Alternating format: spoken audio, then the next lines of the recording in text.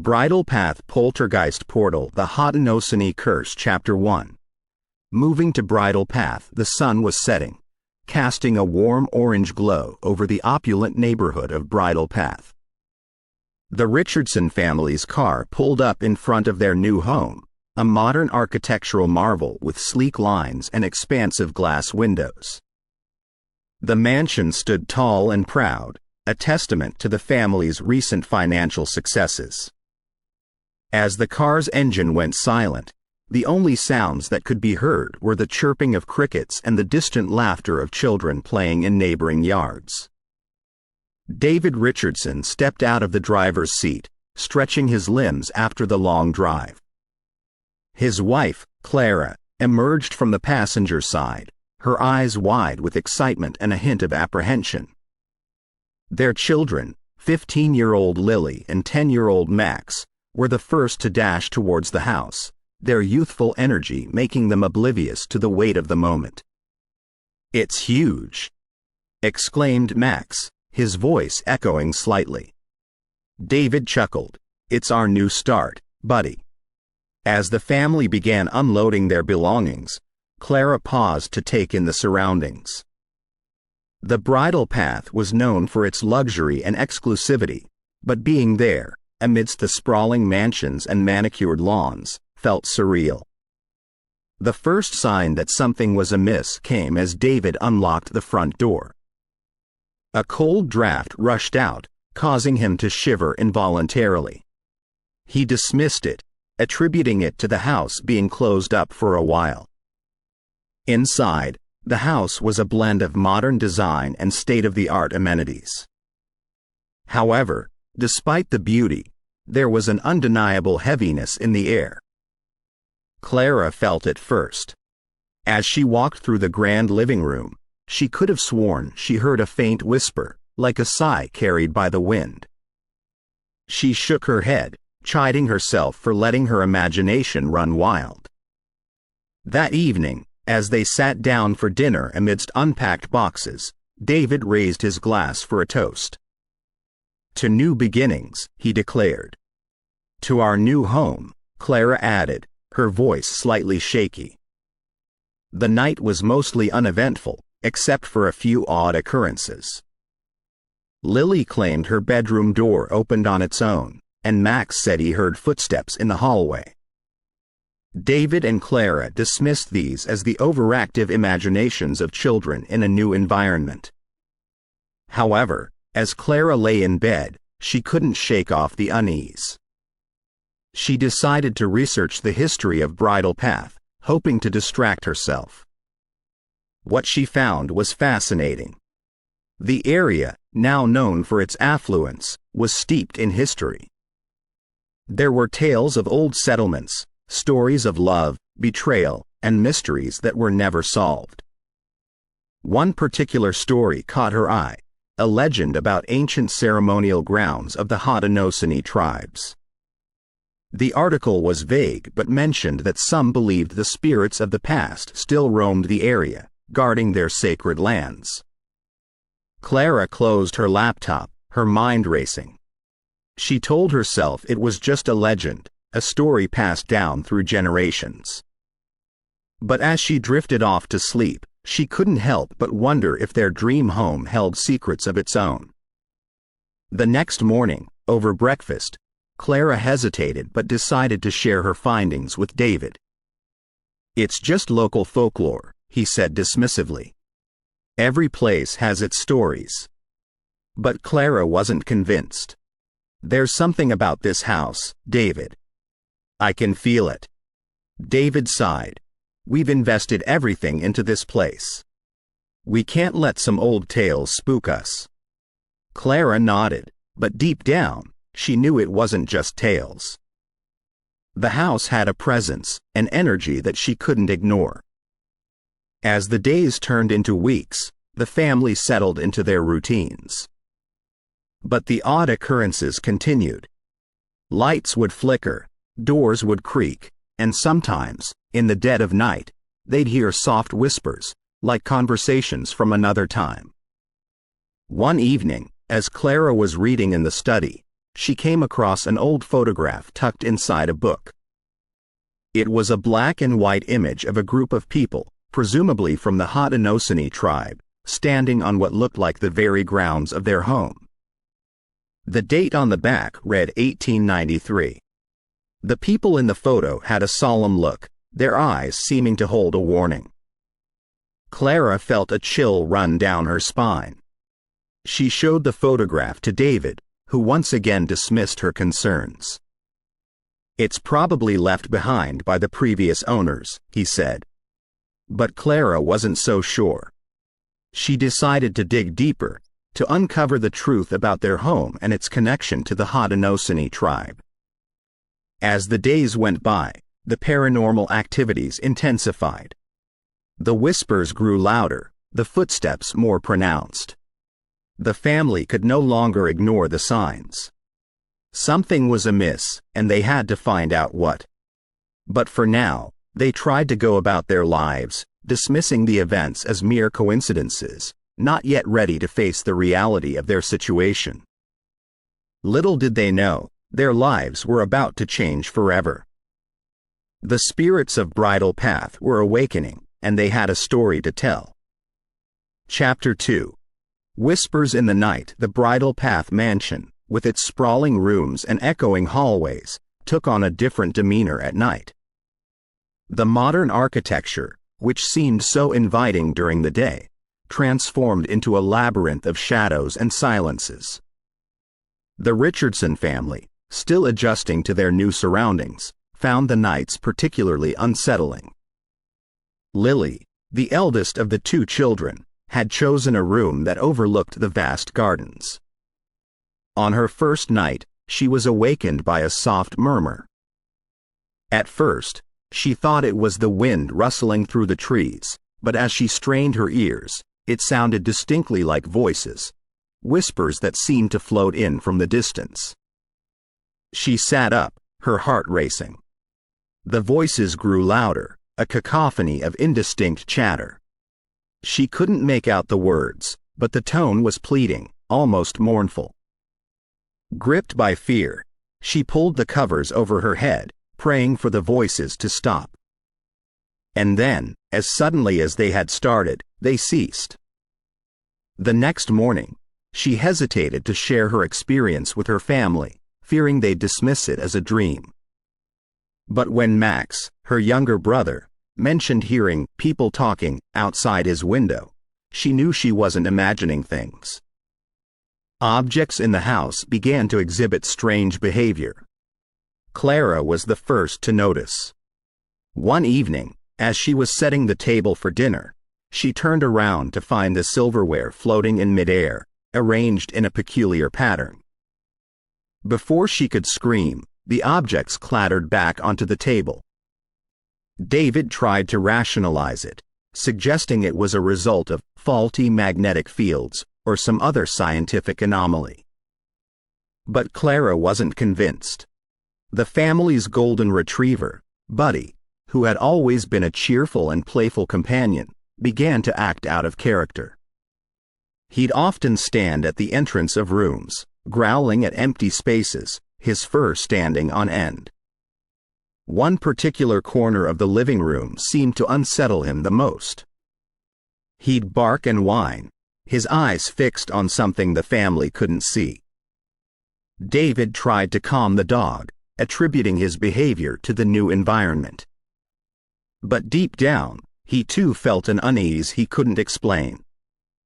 The most chilling incident occurred a week after they'd moved in. Clara, having woken up for a glass of water, was making her way down the grand staircase when she saw it, a shadowy figure, its form indistinct, wandering the halls. It moved with a purpose, gliding rather than walking, its path illuminated by the pale moonlight streaming in through the windows. Clara froze, her breath caught in her throat. The figure paused, turning its head slightly, as if sensing her presence. For a moment, time seemed to stand still. And then, just as suddenly as it had appeared, the figure vanished into the shadows. Clara rushed back to her room, her heart pounding. She woke David, her voice trembling as she recounted what she'd seen. David, ever the skeptic, tried to calm her, suggesting it was a trick of the light or perhaps a reflection. But Clara knew what she'd seen.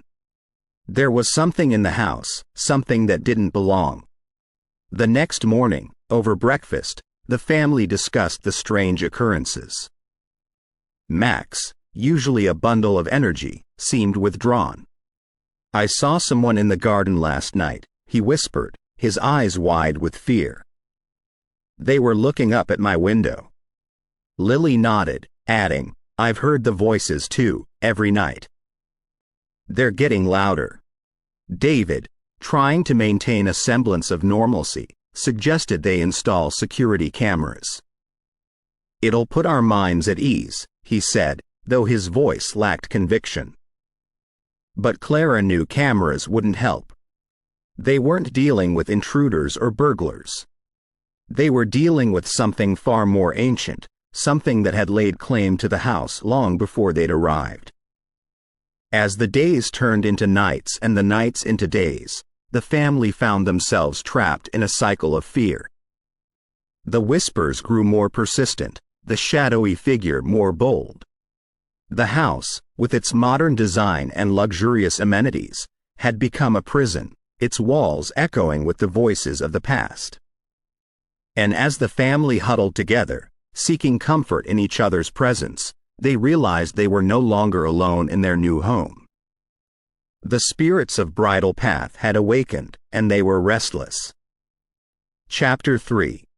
Julia's warning: the atmosphere in the Richardson mansion had grown palpably tense.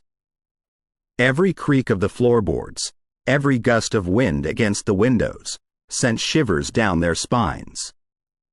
The once luxurious home now felt like a cage, its grandeur overshadowed by the unseen entities that seemed to lurk in every corner. Clara, having always been open to the supernatural, decided it was time to seek external help. She'd heard of Julia from Psychic Toronto Studio, a renowned clairvoyant known for her accuracy and powerful readings. Without informing David, who she knew would be skeptical, she set up an appointment. Julia's studio was located in a quaint part of Toronto, away from the hustle and bustle of the city. As Clara entered, she was immediately struck by the calming ambiance. Soft, ethereal music played in the background, and the air was filled with the scent of burning sage. Julia, a tall woman with piercing blue eyes and long silver hair, greeted Clara with a warm smile. However, as Clara began to explain the events at the mansion, Julia's expression turned grave. Without a word, Julia motioned for Clara to sit across from her at a table adorned with crystals and tarot cards. She began by lighting a candle and reciting a soft incantation. Then, she took Clara's hands into her own, closing her eyes. The room grew cold. Clara felt a rush of energy, like an electric current, pass through her. Images flashed before her eyes: shadowy figures, ancient rituals, and a land soaked in blood. Julia's voice, when she finally spoke, was shaky. "Your home," she began, "is built upon ground that has seen centuries of pain and anguish. The spirits you've encountered are guardians of that land, protectors of its secrets." Clara, her eyes wide with fear, listened intently. "What do they want?" she whispered. Julia took a deep breath. "They want recognition. They want their stories to be heard. But there's something else, something darker that lurks beneath." Clara felt her heart race. "What is it?" Julia hesitated, choosing her words carefully. "The land your home is built upon was once a sacred site for the Haudenosaunee tribes. It was a place of power, of magic. But it was also a place of sacrifice. Over the years, the energy of the land has been tainted, corrupted by events that have taken place there." Clara felt a chill run down her spine. What kind of events? Julia looked away, her eyes filled with sorrow. Blood rituals, sacrifices to ancient deities, and other dark practices. The spirits you've encountered are trapped, bound to the land by the weight of their past. Clara, tears in her eyes, whispered, "How do we help them? How do we free them?" Julia took a moment before responding. An exorcism might help, but it's not enough. The land needs to be cleansed, its energy purified. And for that, you'll need someone with knowledge of the old ways, someone who understands the rituals and ceremonies of the Haudenosaunee tribes. Clara nodded, determination in her eyes. "We'll do whatever it takes." Julia smiled, placing a reassuring hand on Clara's shoulder. "I'll help you find the right person. But be warned, the path you're about to embark upon is fraught with danger. The spirits are restless, and they won't be easily appeased." As Clara left the studio, the weight of Julia's words pressed heavily upon her.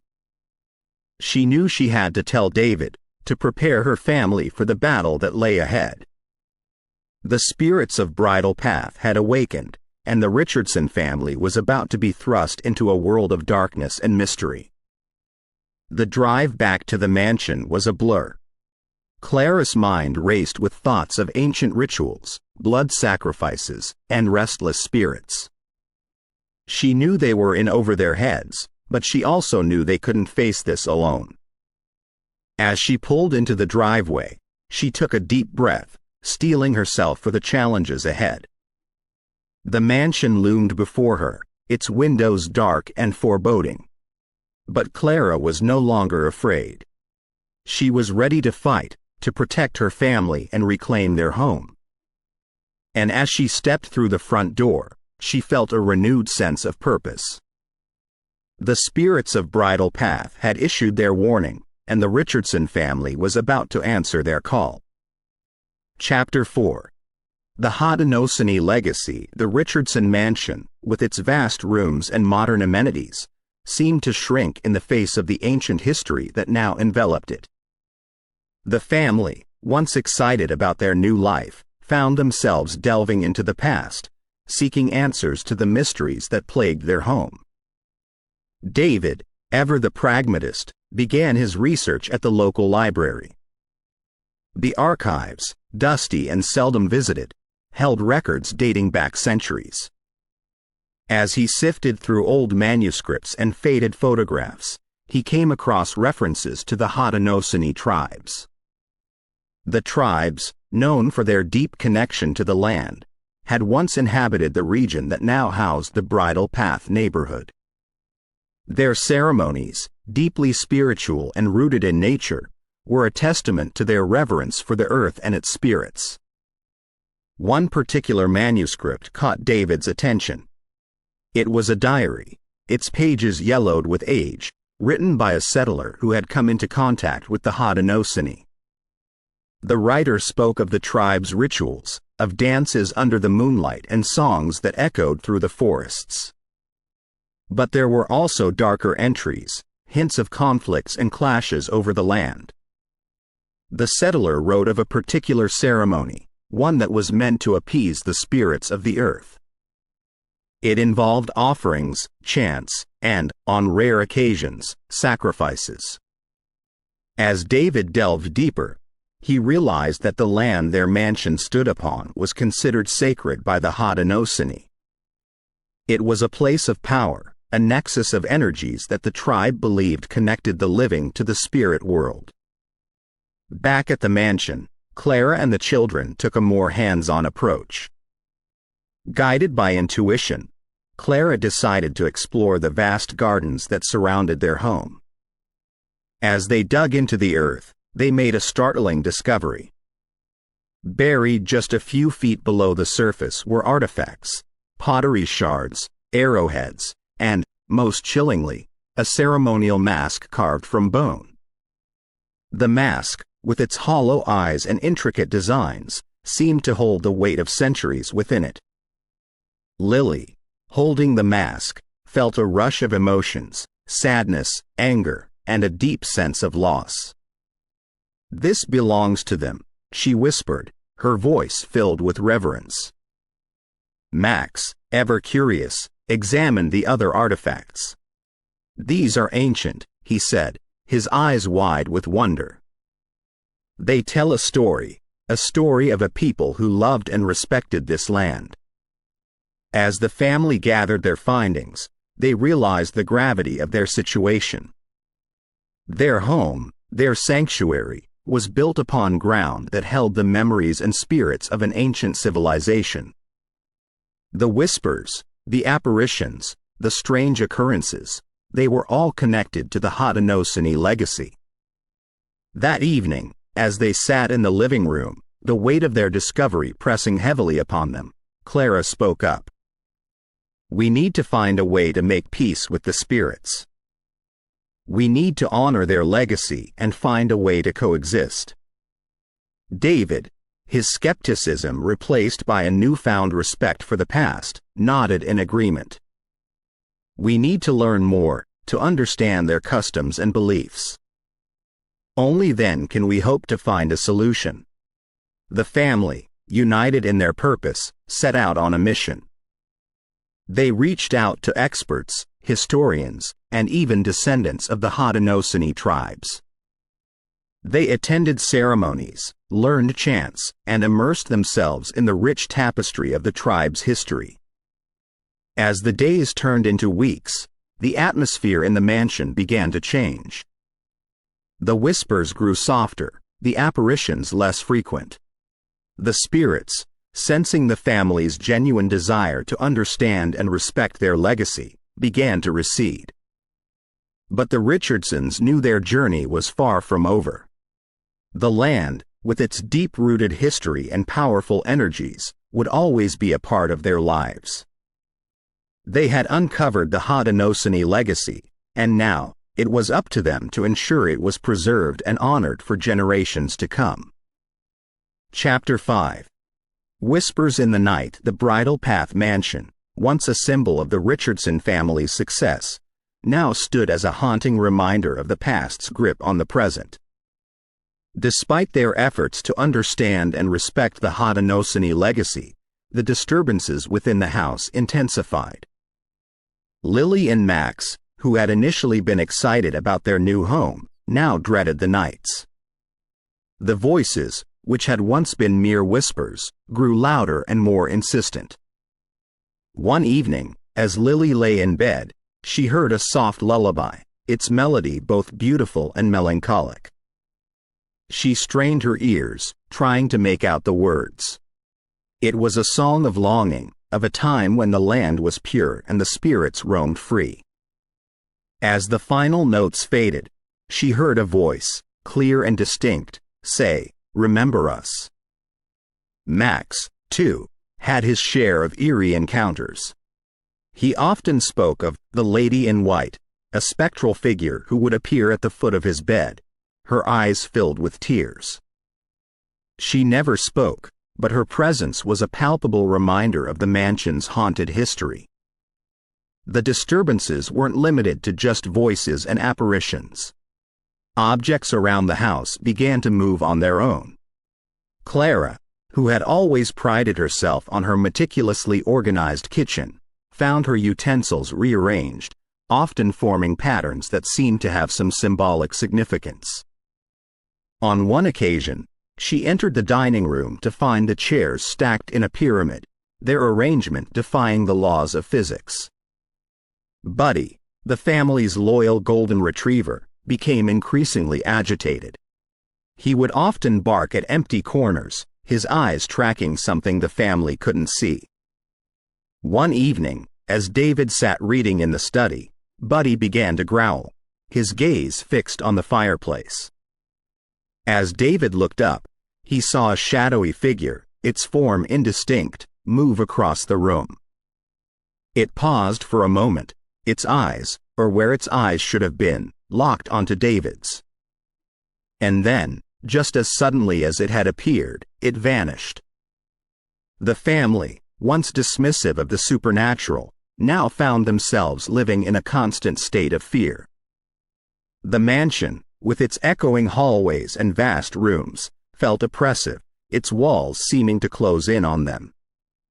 One evening, as a storm raged outside, the family gathered in the living room, seeking comfort in each other's presence.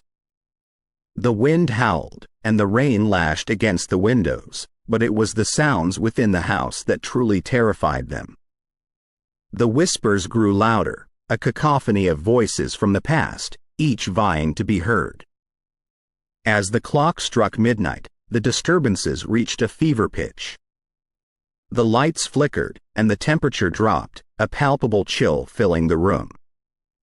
The family, huddled together, watched in horror as objects levitated, spinning in midair before crashing to the ground. And then, as suddenly as it had started, the chaos ceased. The house, once filled with noise, was now eerily silent.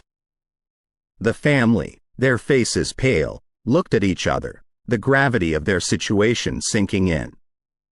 "We can't stay here," Clara whispered, her voice trembling. "This house, this land, it's cursed." David, his skepticism replaced by a newfound belief in the supernatural, nodded in agreement. "We need to find a way to appease the spirits, to make peace with the past." The family, united in their purpose, set out on a mission. They would delve deeper into the Haudenosaunee legacy, seeking answers and, hopefully, a way to coexist with the spirits that called the mansion home. But as they would soon discover, the past is not easily forgotten, and some secrets are best left buried. The Bridal Path mansion, with its dark history and restless spirits, was about to reveal its true nature, and the Richardson family was in for the fight of their lives. Chapter 6. Christie Flynn's Revelations. The Bridal Path mansion, once a beacon of luxury and opulence, now stood shrouded in an aura of foreboding. The Richardson family, desperate for answers and a respite from the relentless hauntings, turned to Christie Flynn, Toronto's famed psychic medium. Her reputation for communicating with spirits and helping tormented souls find peace made her the family's last hope. Christie arrived on a gloomy afternoon, the sky overcast with dark, threatening clouds. The mansion, with its imposing facade, seemed to watch her as she approached. She took a deep breath, sensing the energies that swirled around the property. The family greeted her with a mix of hope and apprehension. Clara, her face etched with worry, led Christie to the living room, the epicenter of the disturbances. As Christie entered, she felt a rush of emotions, sadness, anger, and a deep sense of loss. She began by lighting a circle of candles, their flames flickering in the dimly lit room. She then recited an incantation, calling upon the spirits to communicate with her. The room grew cold, and the air grew thick with tension. As the family watched, transfixed, Christie began to speak, her voice taking on a distant, otherworldly quality. "I sense many spirits here," she began, her eyes closed. "They are restless, bound to this land by the weight of their past." She paused, her brow furrowed in concentration. "They speak of a dark prophecy, of a time when the land would be desecrated, and the spirits would rise in anger." David, his skepticism replaced by a growing sense of dread, asked, "What do they want?" Christie, her voice filled with sorrow, replied, "They want recognition. They want their stories to be heard. But there's something else, something darker that lurks beneath." The family exchanged worried glances. Max, his voice trembling, whispered, "What is it?" Christie took a deep breath, her face pale. "There is a greater evil beneath this land, an ancient entity that feeds off the energy of the spirits. It has been awakened, and it seeks to reclaim what was once its domain."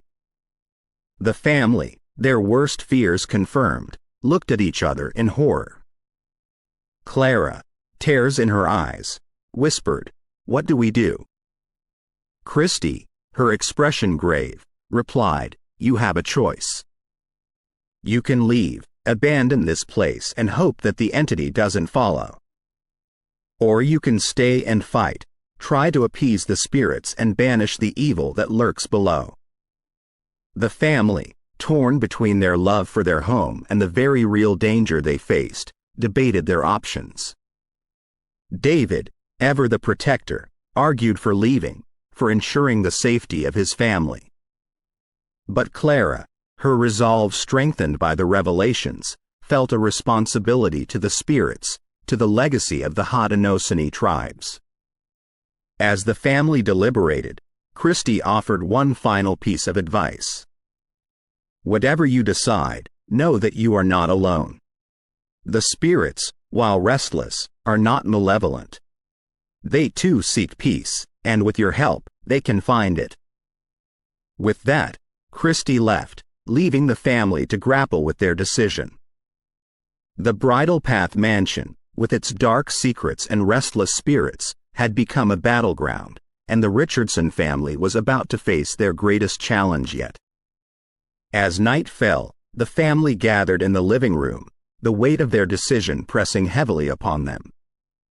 The mansion, with its echoing hallways and vast rooms, seemed to watch, waiting for their choice. And as the clock struck midnight, the family, united in their purpose, made their decision. They would stay, they would fight, and they would reclaim their home from the darkness that threatened to consume it. Chapter 7.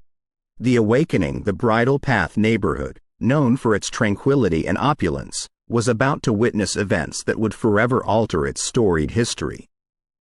The Richardson mansion, the epicenter of the disturbances, stood as a beacon, drawing forces both ancient and otherworldly. Monsignor Stephen J. Rossetti, a revered exorcist with a reputation that spanned continents, arrived at the mansion with an air of solemnity. His presence, both comforting and imposing, signaled the gravity of the situation. The family, their faces etched with worry, greeted him with a mix of hope and apprehension. Without wasting a moment, Rossetti began preparing for the exorcism. The living room was transformed into a sacred space, adorned with holy relics, candles, and symbols of protection. As the family watched, Rossetti recited prayers, his voice resonating with authority and conviction. As the ritual began, the atmosphere grew thick with tension. The candles flickered, casting eerie shadows on the walls. The ground trembled, its vibrations growing in intensity.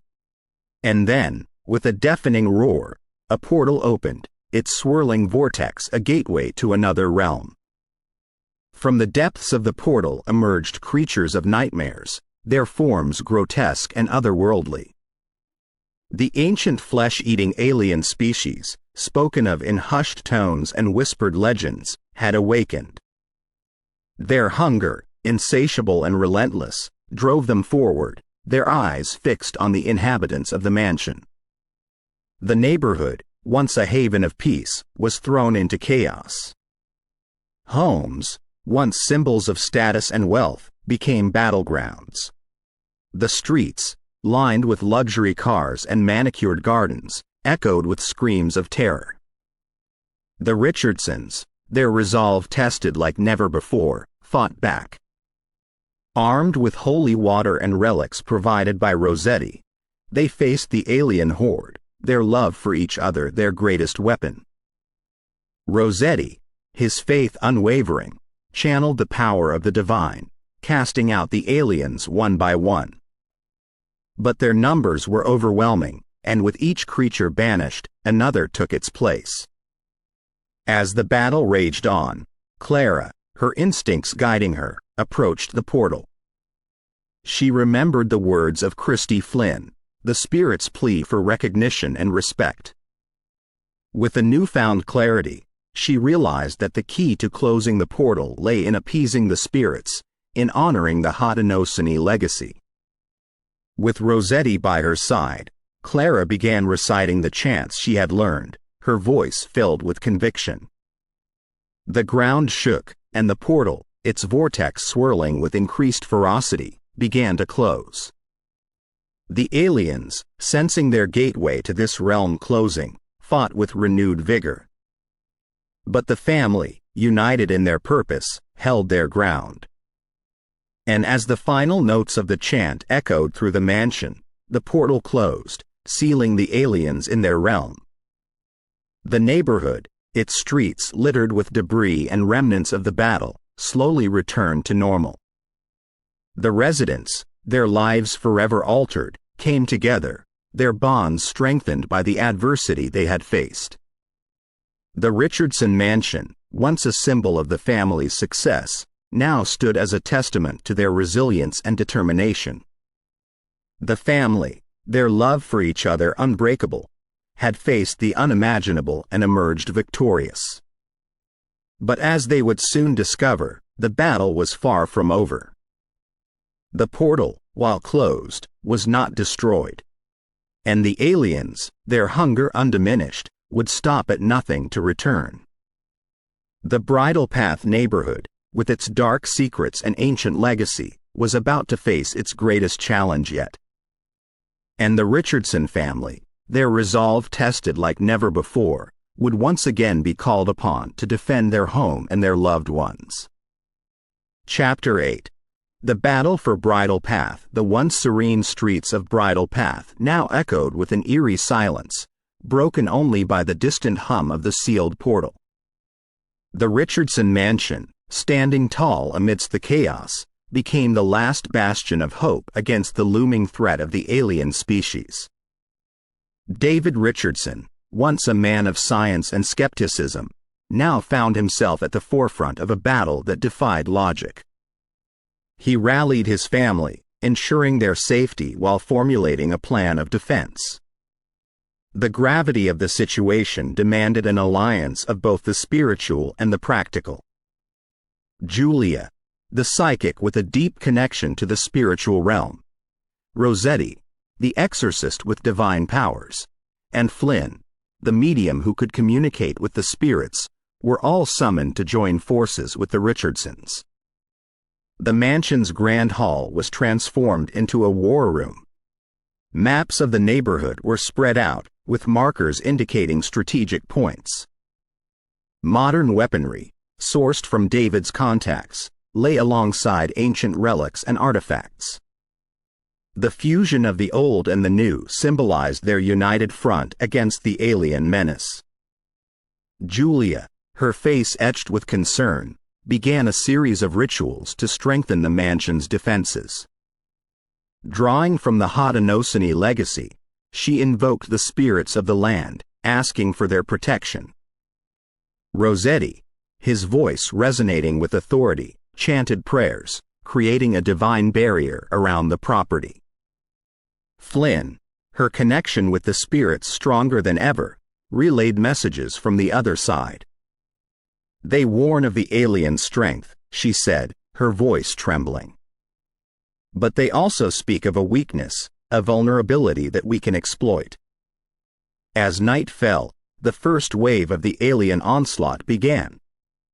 Their grotesque forms, illuminated by the moonlight, moved with a predatory grace. Their eyes, devoid of emotion, fixed on the mansion, their target. The family, armed and ready, stood their ground. David, wielding a shotgun, took aim, his shots precise and deadly. Clara, her maternal instincts in overdrive, protected her children, using a combination of modern firearms and ancient talismans. The battle was fierce, with both sides suffering losses.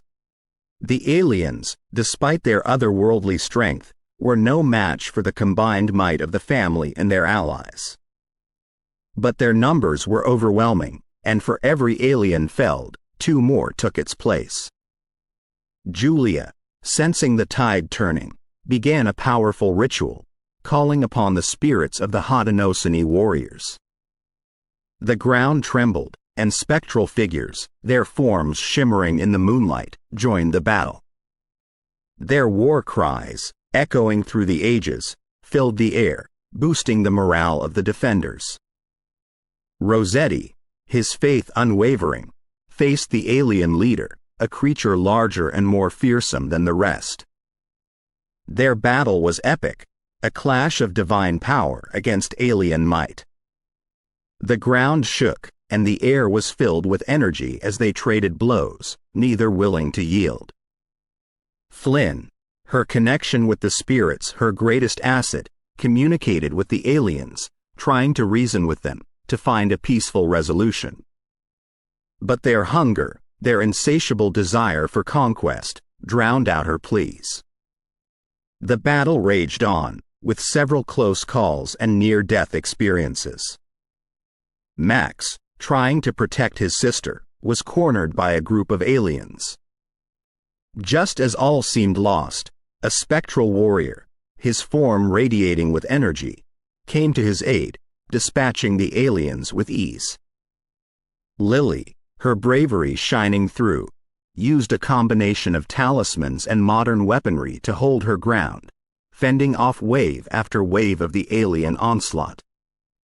As dawn approached, the aliens, sensing the rising sun's power, began to retreat. The family, exhausted but unbroken, watched as the last of the alien horde vanished into the shadows. The battle for Bridal Path was over, but the war was far from won.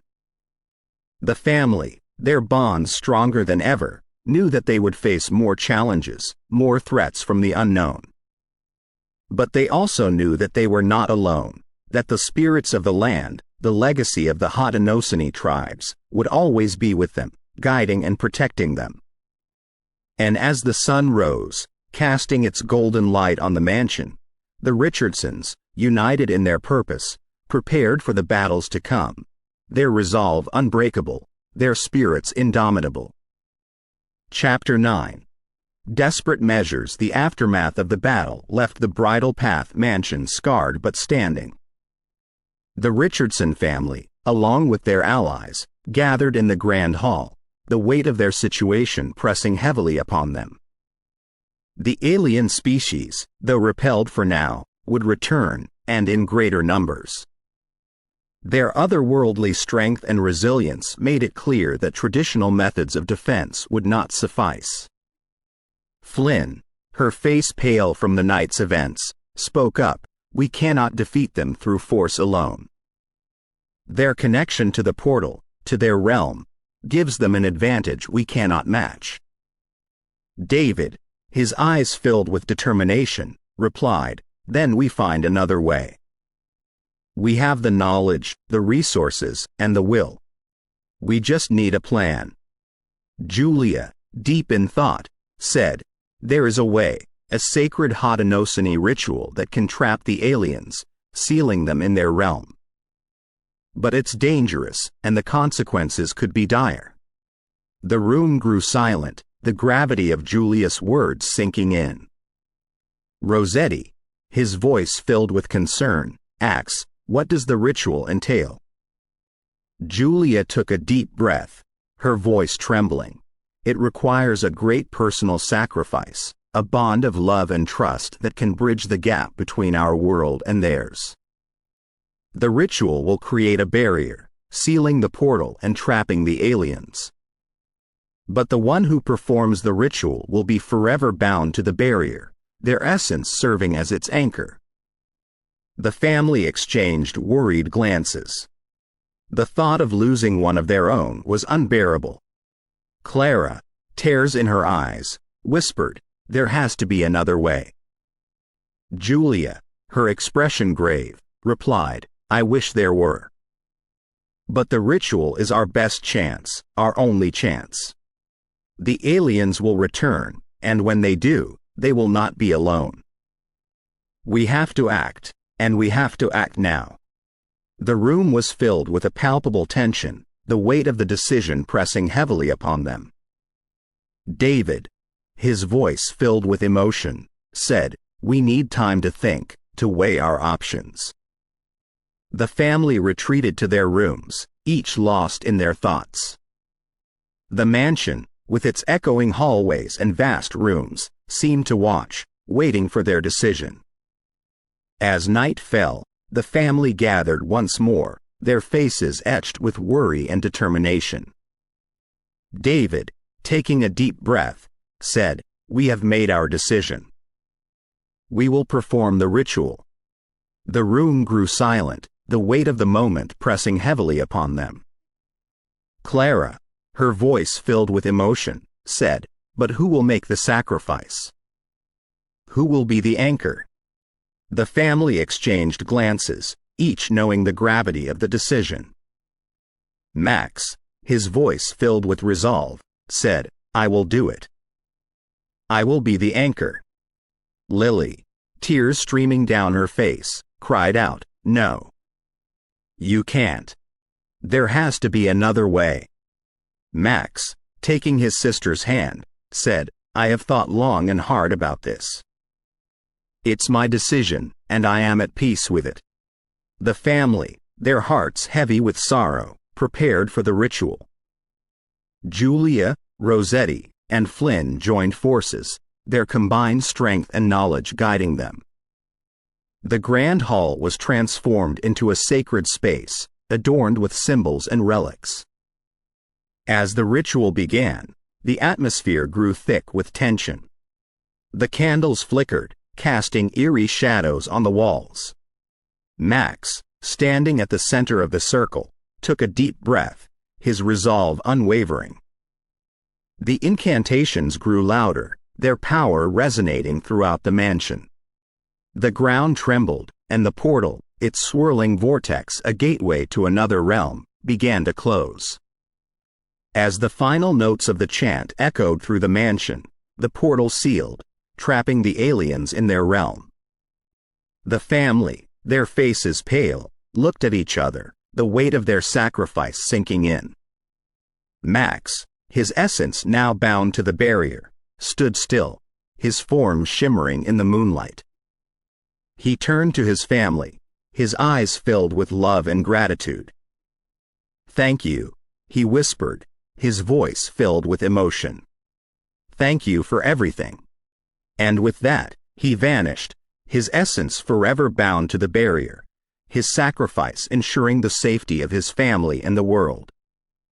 The Bridal Path mansion, once a symbol of luxury and opulence, now stood as a testament to the power of love and sacrifice. The Richardson family, their bond stronger than ever, faced the future with hope and determination, knowing that they were not alone, that Max's spirit would always be with them, watching over them and guiding them. Chapter 10. The aftermath and the beginning. The sun rose over Bridle Path, casting a golden hue over the opulent mansions and manicured gardens. But the serenity of the dawn belied the tumultuous events that had transpired.